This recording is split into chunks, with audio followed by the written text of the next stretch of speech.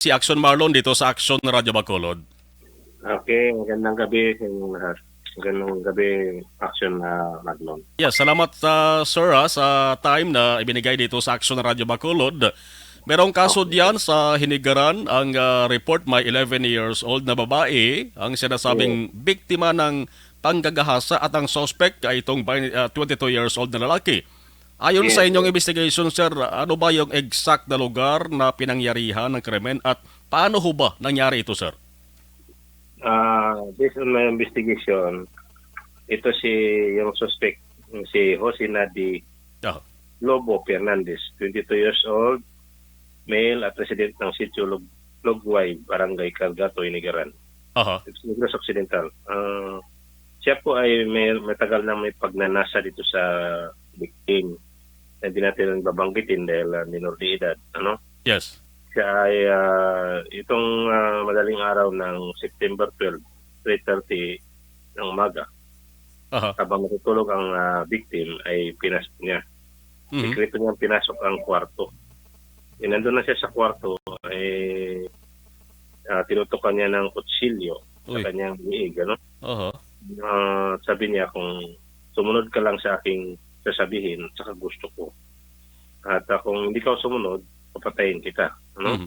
Aha. Then under, nag-succeed siya sa kanyang bestial desire na consummate na yung crime ng rape. Aha. Mm. Yes. Nung nangyari ang krimen, ano bang senaryo, sir? Paano nakapasok itong suspect sa silid ng biktima? Wala ho bang ibang tao sa loob ng bahay ng pamilya? Nandun naman ang kanyang guardian. Siyempre siguro, ang mga ganitong mga tao, magagawa rin doon sila ng paraan. Alam mo kung magagawa yung krimen, kung ang opportunities, tsaka yung capability, Mhm. si motive, na makakomplito yan, yung elements ng crime. Aha. Gagawa at gagawa ng paraan para makakonsummate ng crime. Kasi matagal na siyang may gusto, ano to, ito sa victim. Aha. Mm. Saan nakatira sa sitio Logway, Barangay Gargato itong suspect? Magkapit-bahay Oo. la ba sila, sir? Hindi naman, ito kasi ang victim ay sa Purok 3. Aha. So iba yung si Chilugway. Pero parehas na isang barangay, Aha. magkaiba lang na lugar. Aha. Hindi ba nakahingi ng tulong itong biktima o kaya ay sumigaw man lang ng tulong sa kanya mga kapitbahay, sir? Hindi na siyempre natakot siya dahil na minor de edad. Alam mo naman, pag bata, gano'n eh. Aha. Yun ang namin, investigation. Hindi na siya nakapaghingi ng tulong. Aha. Nangyari ang krimen September 12, so yesterday, Monday. Monday ng madaling araw, Mon 3:30 Aha. 3:30 a.m. 8:30 a.m. Oo.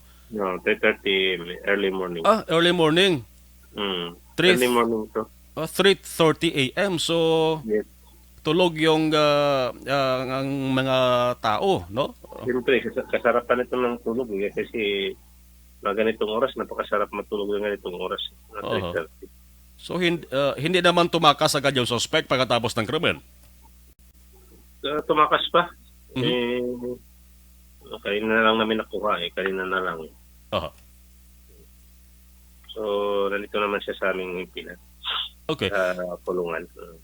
Yes, ano ho ba yung background nitong suspect, sir? Nagtatrabaho ba o residente pa? Saka paano sila, sir, nagkakilala itong dalawa? Ito, siyempre, isang lugar sila, isang barangay lang.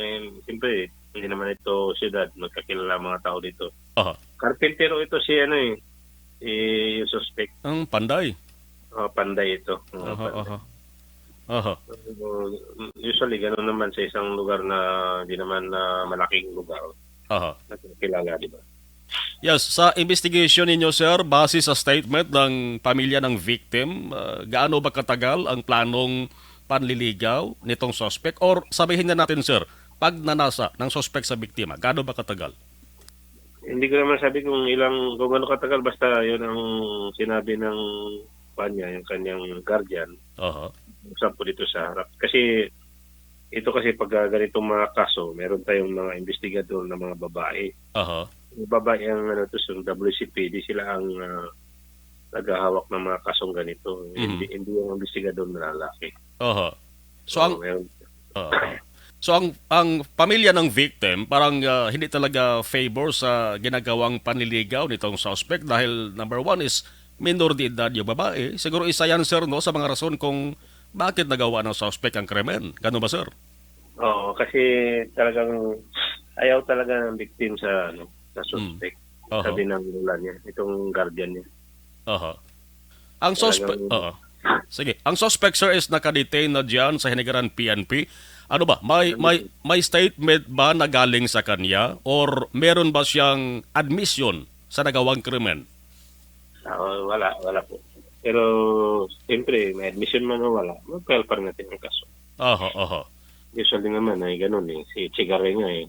Galit niya kanyang anak, pinuha siya nag-amin. Binitay na siya. So, Yes. ganun naman. Not necessary mag-amin. Hindi na kailangan mag-amin basta mapailang natin ang kaso. Based sa nakita niyo sir sa sitwasyon ng suspect diyan sa detention cell o sa mga pahayag niya, may nakita ba kayong indikasyon ng pagsisisi sa ginawa niyang krimen? Kanina, nakakausap ko siya parang nagsisisi rin. Oo. Hindi siya makasalita pero bakas ko sa kanyang mukha na nagsisisi rin. Sino ba naman ang may gustong makulong? Aha. Oo, siyempre, ganun talaga. Mhm. Dahil nga sa kanyang di makontrol na kalibugan, yun, nagawa niya yung ganung krimen. Yes. Ano ba sir yung posibleng kaso na pwedeng isampa dito sa suspect? Yung rape case. Aha. Rape case talaga. Aha. Ang victim na pa medical examination na ba sir para malaman kung talagang ginahasa siya? How long would it take sir para malaman natin ang resulta? Medical na ito ng investigador. Nagkaharap ko lang namin dito yung hospital, kaharap lang ng station. Kaharap lang ng police station ng hospital natin dito. Senegal. So wala pa namang resulta. Meron na yan.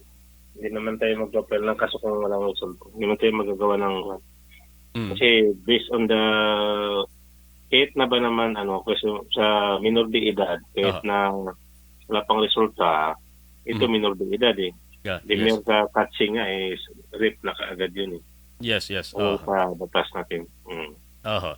By the way, sir, kamusta ang sitwasyon ng victim sa ngayon? Dahil minor, hindi naman nagka-trauma or kinakailangan pa ba, sir, na isa-ilalim siya sa tinatawag na counseling? Ano ang plano ng pamilya?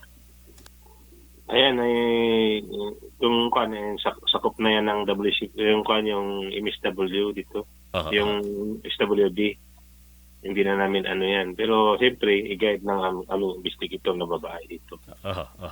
Ganun talaga ang gagawin. Yes. Anyway, sir, we're hoping na bigyan ng hustisya itong nangyari sa minor na victim. Kaluoy sir, no? Anyway, sir, maraming salamat ho sa information na binigay mo dito sa Action Radio Bacolod. Salamat, sir. Thank you rin. Magandang gabi. Action Firing Line. Teka, sugid